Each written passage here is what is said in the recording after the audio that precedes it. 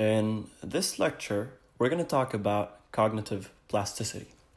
In the previous lecture, when we talked about social plasticity, we talked about exercises that can help you in your experiences, in your social interaction, and with your overall environment. But now we need to deal with the brain structure, we need to deal with thoughts that you have, ideas, and these stream of thoughts sometimes that you have and you're not very aware of, when in reality they have a huge impact on the neuroplasticity process. We want to ensure that you push your brain's boundaries. Neuroplasticity is all about expanding your brain. If you don't expand the boundaries of your brain, you can't ensure neuroplasticity. You're going to be walking in the wrong direction. So, where does cognitive improvement start? First things first, openness to experience.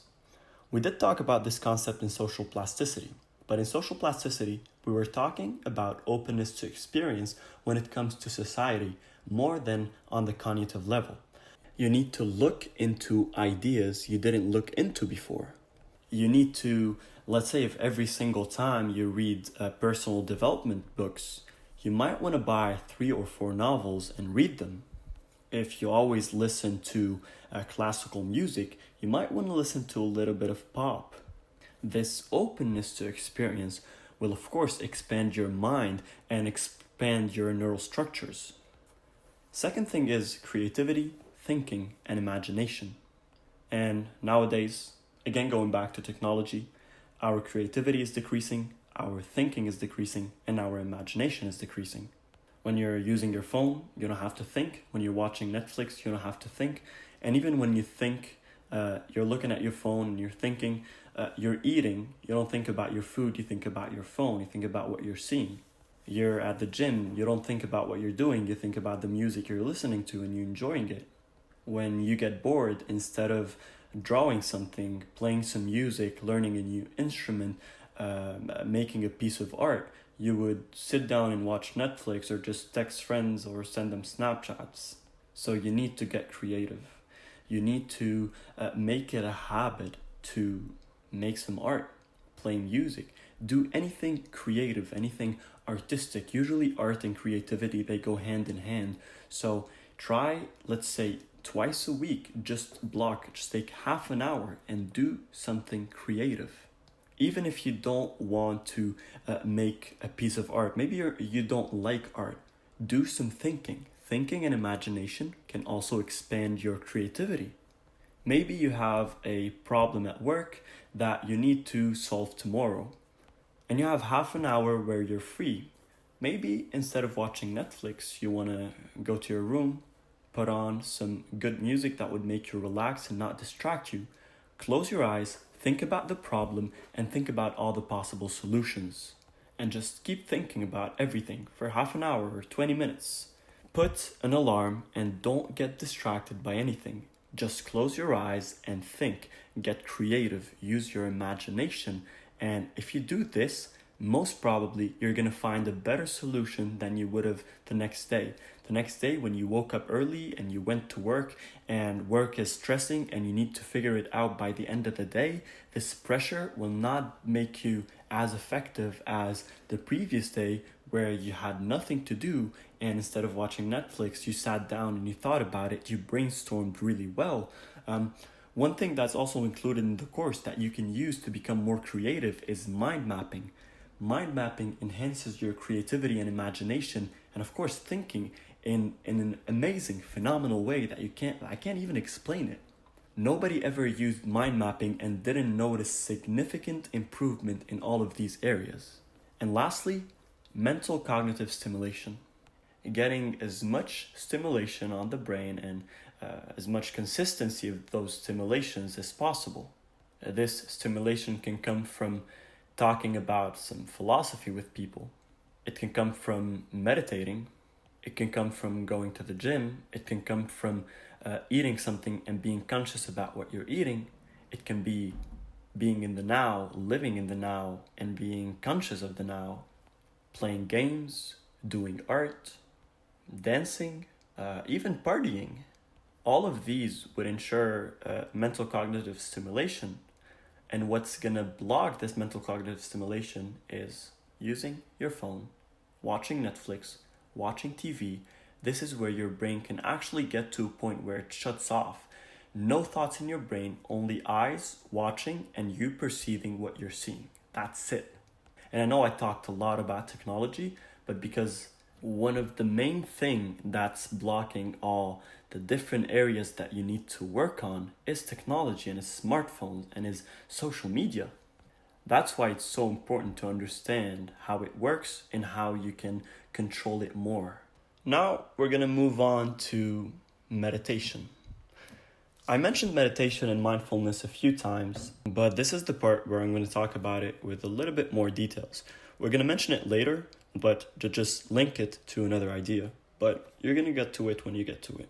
And as it's written in the presentation, we repeated and will repeat this concept. Not only can meditation prevent brain cells from dying, so just to stop there, meditation by itself would stop your brain cells from dying because you're actively using them, which typically happens as we age, but it can also boost a person's brain size in several crucial regions. Furthermore, researchers have concluded that meditation can actually make a person more intelligent. Guys, I'm going to talk about personal experience with meditation. I spent 6 months at a certain period in my life where I used to wake up every single day at 4 a.m. I would go downstairs to a park. There was a park near my house, and I would sit there and meditate for at least half an hour. And in those 6 months, I was in absolutely amazing mental and physical shape. And after I stopped, it disrupted everything, and I couldn't go back to where I was until I went back to the habit of meditation. There is nobody who meditated ever and said that it didn't at least help him concentrate more. If you look up a list of all the big successful people who use meditation on a daily basis, you are going to be shocked. You'll find attached to this course also an article that talks about meditation methods. Of course, there's going to be some guided meditations that we did ourselves that you can use that are really helpful, but you can also read the article to get a bit more information. Now, there's a direct correlation between meditation and neuroplasticity. In 2011, Sarah Lazar and her team at Harvard found that mindfulness meditation can actually change the structure of the brain, as we said before. 8 weeks of mindfulness-based stress reduction was found to increase cortical thickness in the hippocampus, which governs learning and memory. And we don't even need to explain what happens when the brain size increases.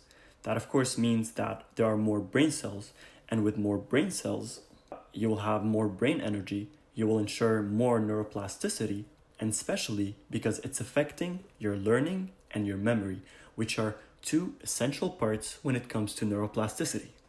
And please, don't make the mistake of taking a decision that you want to meditate every single day for 30 minutes.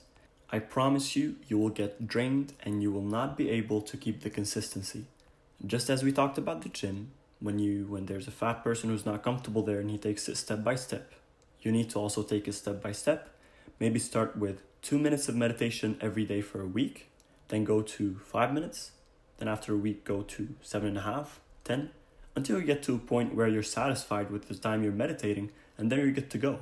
You already got there through step-by-step consistency, and then you're good to go. You can keep it as a daily habit and keep the consistency and eventually get all the benefits that comes from meditation. Now, moving on, one of the most important things when it comes to cognitive plasticity is changing habits. Habits eventually become hardwired in your brain, and this is absolutely what we're talking about. This is neuroplasticity itself. So when you change habits, you are changing the structure of your brain, you are changing the neural networks and the link between all the different neurons. You might be creating a new habit and wiring new neurons together, or you might be removing an old habit and breaking the links and breaking the overall neural network. Now, here's the thing about habits. It takes a lot of mental energy, and you probably know that. Whenever you wanted to stop a habit, it didn't happen overnight.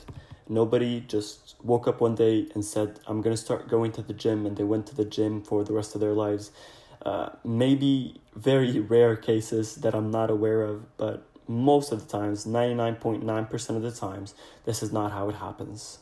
And what's so fascinating about habits, that they can form almost inseparable neural networks. When you picked up the habit of driving in a certain way for the past 30 years, and then somebody tries to show you a new way to drive, you're probably not going to adapt to it at all, because the old habit is inseparable when it comes to the neural network it formed.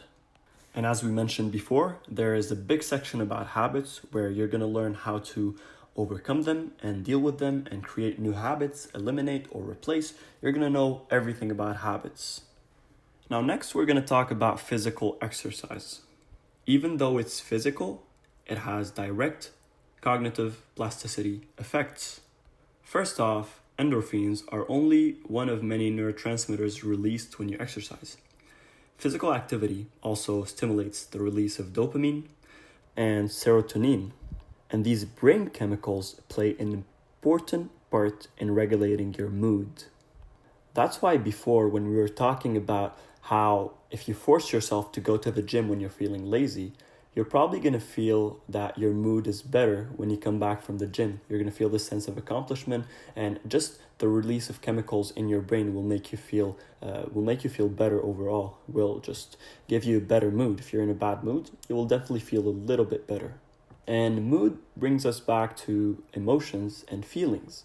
When you experience emotions that are bad, then you're going to be in a bad mood, and it's going to affect how you're feeling, and it's going to affect overall what you're thinking about and what you're going to do. So if after experiencing these emotions, you would just go to the gym and work out, you will feel better. At least you will have a better mood than before. If every single time you get mad, you would go to the gym and just crush a lot of weights, this will not just release chemicals in your brain to make you feel better, but if you keep up the consistency and it becomes wired in your brain, this big change going from being angry to feeling relaxed and feeling more peaceful because you threw it all on the weights and now you're feeling better, it becomes hardwired in your brain that every single time you go to the gym, you feel good. And if you ever skip going to the gym, you feel that there is something missing. And second thing is that physical exercise may trigger processes, facilitating neuroplasticity, and thereby enhances an individual's capacity to respond to new demands with behavioral adaptations. Indeed, a lot of studies showed that combining both the physical and the cognitive elements might result in mutual enhancement. So adding a quick example to our previous example, going to the gym. If when you go to the gym, whenever you're lifting weights, you focus on the weights, and whenever you're taking a break, you have some music in your ears that you're listening to, and you're switching up the music, listening to different music, you're ensuring both physical and cognitive stimulation. And finally, one of the most important exercises when it comes to cognitive plasticity is learning itself. When we talk about learning, we're talking about acquiring new ideas. We're talking about learning from experiences. We're talking about memories that comes from these experiences and everything you've learned, basically. And all of this sum are essential for neuroplasticity. Working on your brain capacity and flexibility, applying the principles of brain power is a must. We're going to talk about these concepts later, especially brain power and some exercises that would give you more brain power. And converge into learning behaviors and use memory and recalling techniques. So it's not just about learning things, it's also about learning behaviors. And by learning these new behaviors, then you might go and move on to new experiences. It all works together, it's all interconnected, and it's all a big chain. Cognitive plasticity is not just learning, it's learning, memories, experiences, it's physical exercises, it's habits, it's meditation, and it's openness to experience, creativity, thinking, imagination, and cognitive and mental stimulation. And removing just one thing can have an effect on several things. If you just keep using your phone and you don't work on your creativity, thinking, and imagination, your learning process is going to become slower. You will find it difficult to adapt to new situations and new experiences. When you feel uncomfortable about doing something, and then you decide to take it step by step, dividing each and every step, knowing how you're going to take it and how all of the steps are going to get you to where you want to get. This is you using your thinking. This is you using your creativity. It's all a big chain. And as much as there's a lot of things to do, of course, you can't do all of these things at once. You need to develop them bit by bit.